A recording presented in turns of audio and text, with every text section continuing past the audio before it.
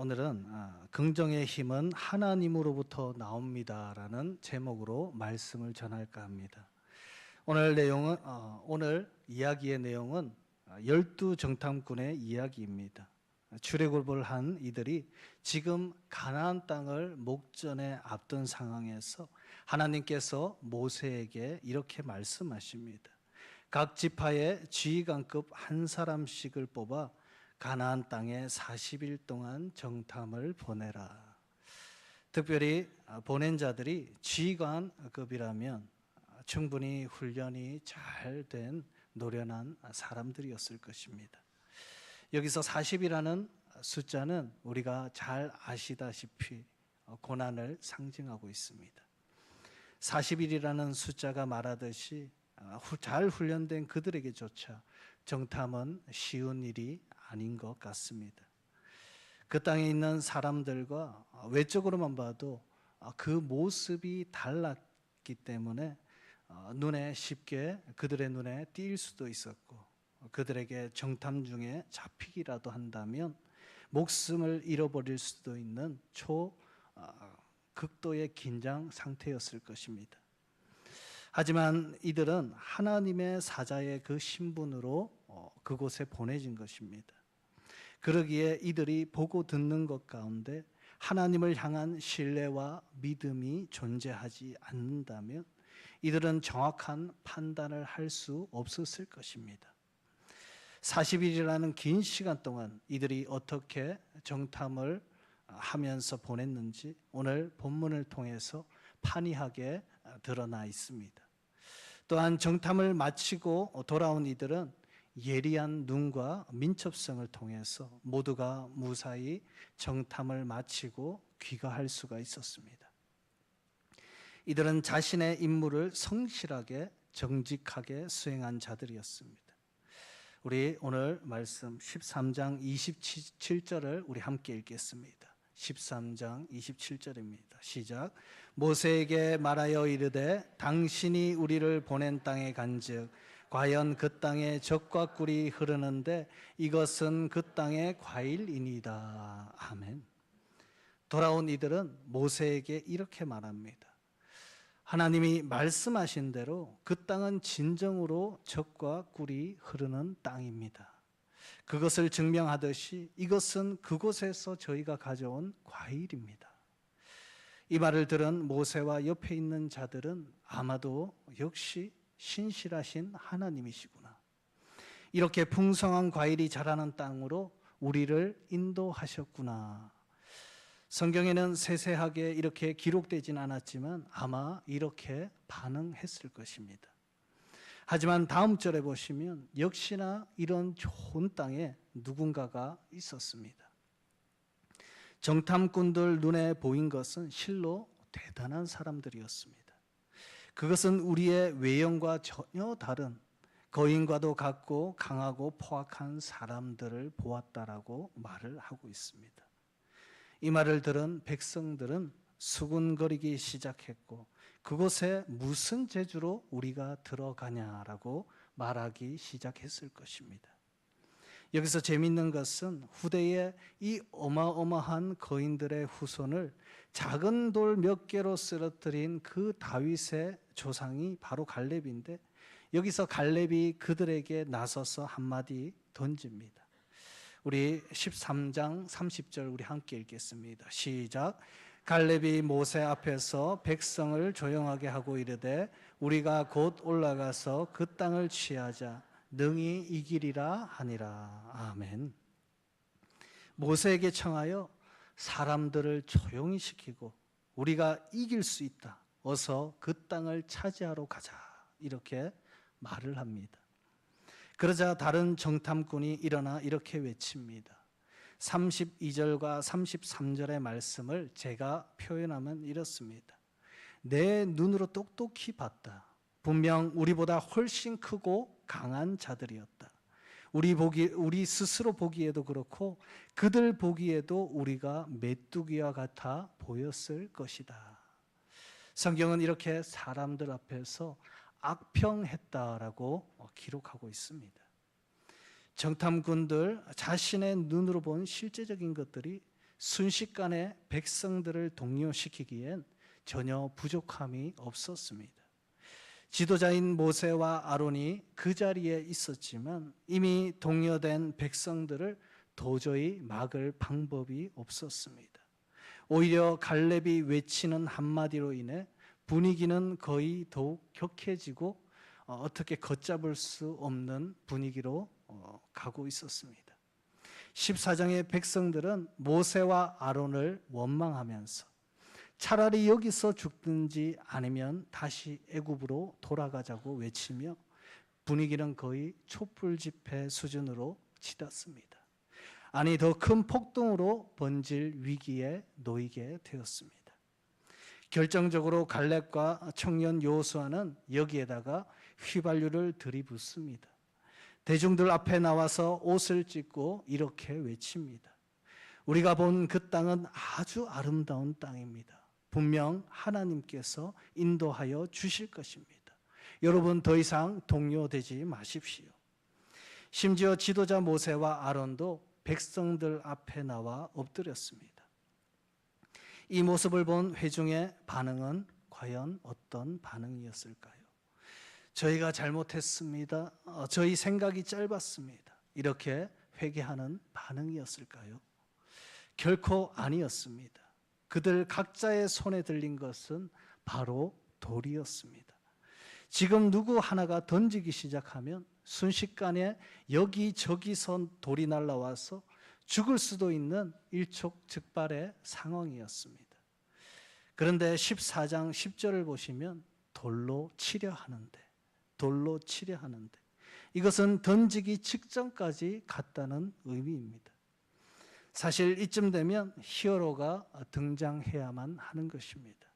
영화에서 보면 결정적일 때에 히어로, 곧 영웅이 나타나서 위기에서 구해주죠. 하나님을 히어로 정도로 우리가 제한할 수는 없지만 그 순간 영화의 한 장면처럼 하나님께서 그 자리에 친히 등장하십니다. 돌을 들었던 백성들이 그 순간 다 내려놓고 엎드립니다. 모세가 회막으로 달려가 하나님을 만납니다. 모세를 향한 하나님의 첫마디가 무엇이었냐면 이전에 금송아지 사건 때 하신 말씀과 똑같은 말씀이었습니다. 민수기 14장 12절을 제가 읽어드리겠습니다. 내가 전염병으로 그들을 쳐서 멸하고 내게 그들보다 크고 강한 나라를 이루게 하리라. 아멘. 출애굽기 32장 10절에 금송아지 사건 때도 동일한 말씀을 하셨습니다.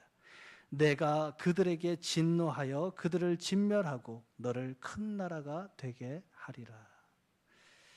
예를 들어 제가 모세라면 이 말입니다.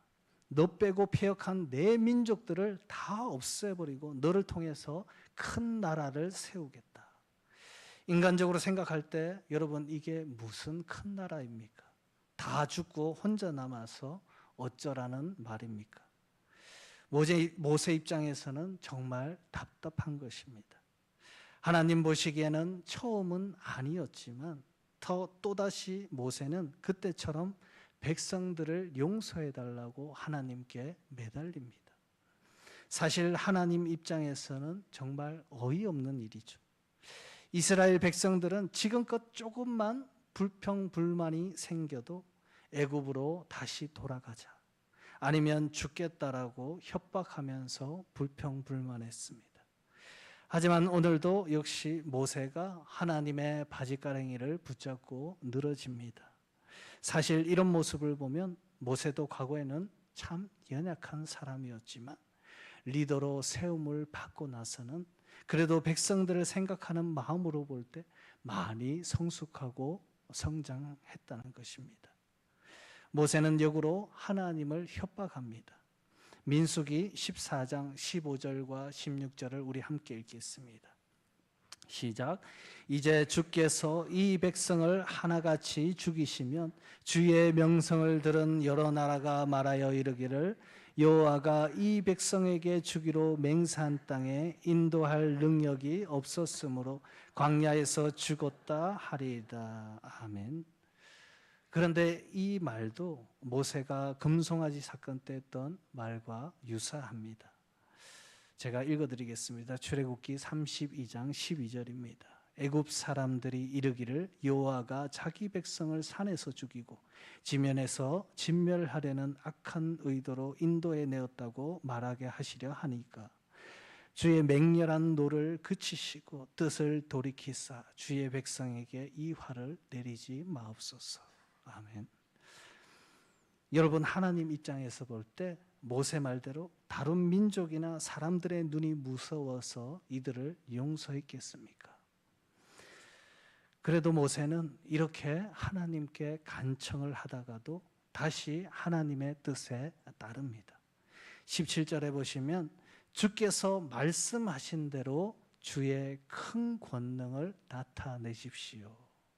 결국 주님 뜻에 맡겨드립니다. 결과적으로 공의의 하나님께서는 처벌만한 자들에게 책임을 물으시고 처벌을 행하십니다. 20세 이하의 자녀들만 남기고 출애굽 1세대들은 다 멸하십니다. 하나님이 주시는 긍정의 힘으로 바른 소리를 한 여호수아와 갈렙을 뺀 나머지 정탐꾼들 역시 죽음을 맞이하게 됩니다. 우리는 먼저 이 이야기에 등장하는 정탐꾼들의 유형을 크게 두 가지로 볼 수가 있습니다. 먼저는 세상을 정확하게 바라보았지만 하나님의 기준이 아닌 자신의 기준으로 바라보는 자들과, 또 하나는 하나님의 마음으로 세상을 바라보면서 특별히 사람들 앞에서 흔들리지 않고 진리를 선포하는 자들입니다. 갈렙을 바라볼 때 더욱 그렇습니다. 갈렙이 사람들을 의식하고 두려워했다면 자신이 하나님의 시선으로 바라본 땅의 모습을 사실대로 말하거나 표현하지 못했을 것입니다. 또한 일촉즉발의 상황에서도 갈렙을 도와 백성들 앞에 나선 이 청년 여호수아의 모습을 또한 정의와 하나님의 뜻을 위해서라면 함께 나서줄 수 있는 그의 모습이었다는 것입니다. 이처럼 어느 누군가가 공동체에 해를 끼치는 행동을 한다거나 부정적인 말을 한다면 그것에 우리가 같이 동조하는 것이 아니라 함께 바른 소리를 외치며 그것을 바로잡아 나가는 모습이 우리 안에 필요하다는 것입니다. 그 사람들이 더욱 포악해지든지 어떤 일을 꾸미든지 간에 그것을 막으시고 진리 가운데 행하시는 분이 오직 하나님 한 분뿐이시라는 것입니다. 우리는 단지 하나님의 뜻에 따라 우리에게 주신 마음으로 하나님의 정의를 실현하기 위해 맡은 소명을 묵묵하게 다하는 것이 우리 안에 필요한 것입니다. 그럼 대다수 부정적인 말로 일관한 나머지 정탐꾼들의 반응은 어떻습니까? 27절 말씀을 우리가 다시 보시면 그들은 모세 당신이 우리를 그 땅에 보냈다고 원망하고 있습니다. 적과 꿀이 흐르는 가나안 땅은 하나님께서 이스라엘 백성들에게 약속한 땅이지 모세가 억지로 등 떠밀어 보낸 땅이 아니라는 것입니다. 우리에게도 문제가 생기면 우리가 어떻게 반응합니까? 계속적으로 원망하고 불평하고 잘못을 상대에게 떠넘기려고 하는 모습이 우리 안에 있지 않냐는 것입니다. 당신이 보낸 땅에 가보니 그곳에 엄청난 것들이 있었다는 것은 사실입니다. 적과 꿀이 흐른다라는 그 표현만 보더라도 하나님께서 그들에게 거짓으로 말씀하지 않으셨다라는 그런 의미를 이야기하는 것이죠. 이스라엘에 가보시면 그곳에 자라는 대추 야자 열매를 보게 되면 나무가 부러질 만큼 당분이 높은 대추 야자 열매가 정말 주렁주렁 달려 있습니다. 저도 이스라엘 여행을 다녀온 사람을 통해서 그것을 먹어봤지만 아주 크고 그 안에 정말 꿀처럼 흐르는 것을 보았습니다. 젖이 흐른다라는 이 표현 또한 그들이 기르는 가축이 많았다는 것을 표현하고 있는 것입니다. 양과 염소와 같은 가축을 통해 얻을 수 있는 것이 많았다는 의미겠죠. 관계농업이 세계적으로 발달한 나라가 이스라엘입니다. 그만큼 물과 햇빛 또한 풍부하기 때문에 지금까지도 이스라엘에서 나오는 과일은 세계에서 최상급으로 쳐준다는 것입니다. 아무튼 엄청난 것을 하나님께서 보여주신 것은 맞지만 28절에 보시면 그러나라고 되어 있습니다. 그러나 그곳에는 우리가 가히 넘보지 못하는 거대한 족속들이 있습니다. 우리에게 그 땅은 그림과 같은 떡이니 포기하는 게 맞다라고 이야기하는 것이죠. 여러분, 그런데 여기서 그러나, 그런데 이 말은 사실 저희 아내가 가장 싫어하는 말입니다. 저는 늘 아내에게 이렇게 이야기합니다. 맞아, 당신의 말이 다 맞는데 그러나, 그런데, 그리고 나서 항상 제 변론을 하기 때문에 정말 아주 이 말을 싫어합니다. 여러분, 부정적인 마음이 우리 안에 들어오기 시작하면 남을 원망하게 되고 변명하게 되고 결국 하나님의 뜻과 멀어지게 되는 것입니다. 사랑하는 여러분, 긍정의 힘은 결코 우리 안에 나올 수가 없습니다. 우리의 지성으로 세상을 비판하고 바르게 보는 것처럼 느낄 수도 있겠지만 우리가 하나님을 떠나고 멀리하는 순간 하나님의 기준에서 벗어날 수밖에 없다는 것입니다. 하나님의 기준은 내 스스로 세워가는 것이 아닙니다. 내가 하나님 안에 있을 때에 하나님의 기준이 내 안에 세워지는 것입니다. 이것이 쉽게 말하면 은혜인 것입니다. 우리가 이런 말을 자주 합니다. 은혜 떨어졌다. 그렇습니다. 우리 안에 은혜가 떨어지면 나도 모르게 부정적인 말이 나오고 나도 모르게 가족이나 공동체 안에 누를 끼치는 행동을 하게 된다는 것입니다. 우리가 그저 은혜 안에서 행하기만 하면 하나님께서 책임져 주시고 또한 올바른 방향으로 인도해 주신다는 것입니다. 여러분, 하나님께서 가라 말씀하신 인생길에서 우리는 수많은 인생의 장애물들을 만납니다. 그런데 이러한 장애물들을 바라보는 눈을 가진 것이 잘못되었다 말씀드리는 것이 아닙니다. 다만 하나님의 인도하심에 순종하지 못하고 환경에 불평하고 불만하는 것이 잘못된 모습이라는 것입니다. 또한 다른 사람들까지도 동조하게 만들고 있다면 분명 내 안에 깊은 죄가 들어와 있다는 것입니다. 사랑하는 여러분, 우리가 해야 할 것은 정탐의 역할도 그리고 가나안 땅에 들어가기 위해 발버둥 치는 일도 아닙니다. 단지 하나님을 신뢰하고 믿는 것에서부터 우리의 역할이 시작되며 결국 하나님과 함께하는 것이 그분의 약속 안에서 우리가 공존할 수 있는 것입니다. 여러분, 하나님 잘 믿으시길 바랍니다. 이 세상에서 잘 되고 교회에서 높은 곳만 바라보며 충성하는 것이 상급이 아닙니다. 하나님 말씀에 순종하고 하나님의 뜻을 하루도 놓치지 않기 위해서 우리가 날마다 깨어 있어야 한다는 것입니다. 갈렙과 여호수아가 두려움 없이 담대하게 외칠 수 있었던 이유 또한 그들이 척박한 광야의 길에서 하나님을 끊임없이 바라보고 신뢰하며 그 길을 걸었기 때문인 것입니다.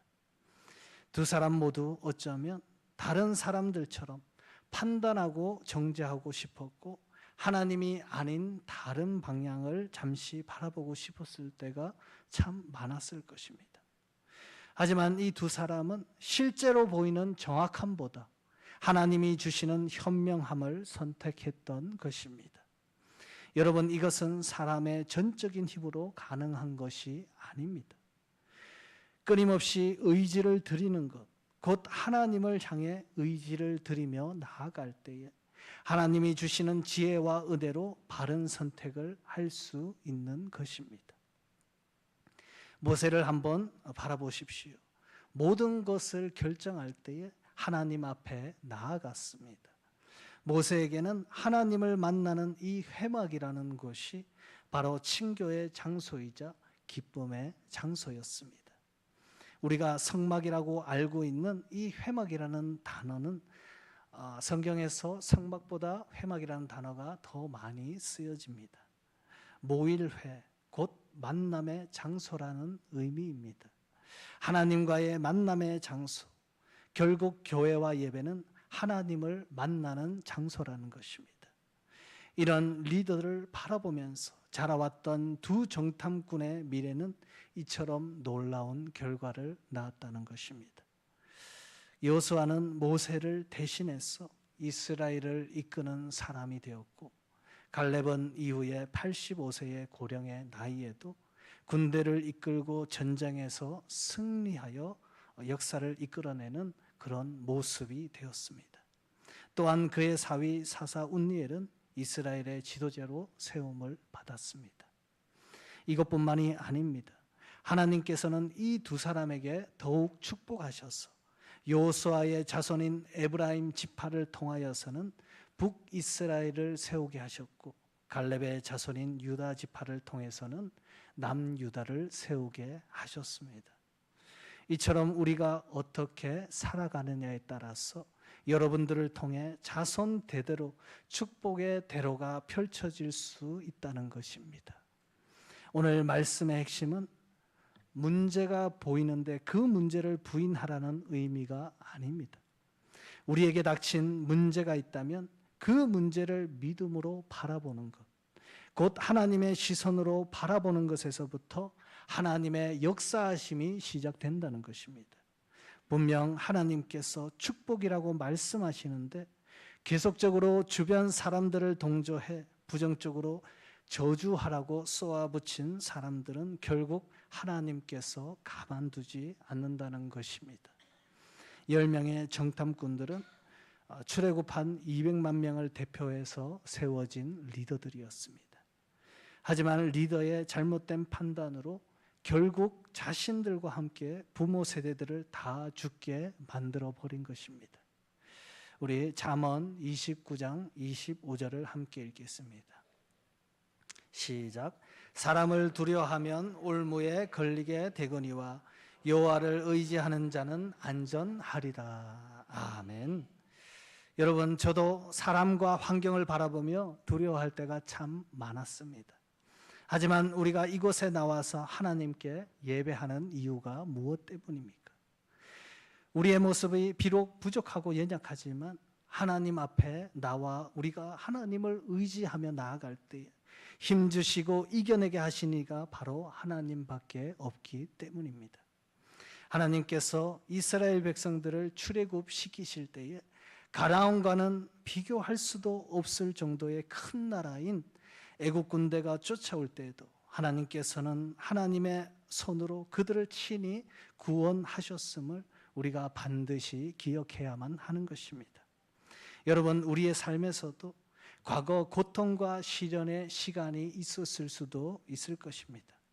지금은 어떻게 설명할 수도 없지만 하나님의 놀라우신 그때에 우리가 은혜를 기억하면서 우리가 믿음으로 이 시간을 이겨내야만 하는 것입니다. 하늘에 구름이 잔뜩 끼었다고 해서 해가 없는 것이 아닙니다. 우리는 구름이 있기 전에 해를 보았던 사람들입니다.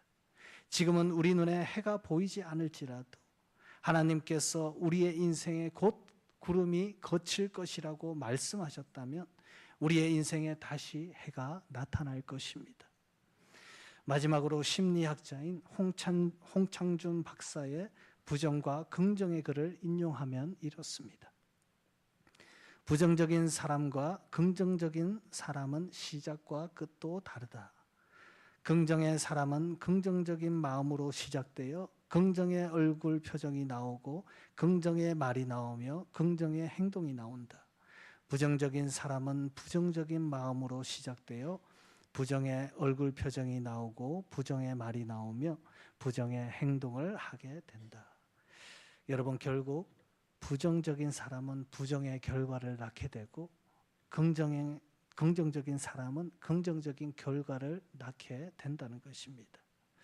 이처럼 우리 마음에 긍정을 심으면 긍정의 결과를 맺게 되고 부정의 결과를 심으면 결국 부정의 결과를 맺게 된다는 것입니다.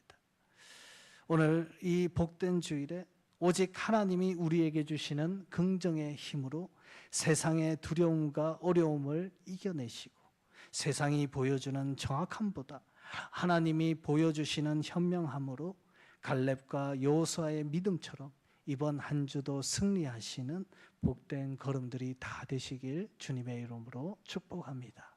아멘. 기도하겠습니다. 사랑의 하나님, 무엇보다 이 시간 주님 주신 은혜로 세상을 향해 따뜻한 마음과 긍정의 태도로 살아갈 수 있도록 우리 안에 주 성령의 은혜를 충만하게 부어 주시옵소서. 오늘 말씀을 통해 항상 부정적인 것은 주님을 떠나 있을 때 나오는 것임을 기억하게 하시고 날마다 주님 주시는 긍정의 마음으로 세상과 가정과 교회 가운데에 그리스도의 마음으로 빛과 소금의 역할을 잘 감당할 수 있도록 은혜 내려 주시옵소서.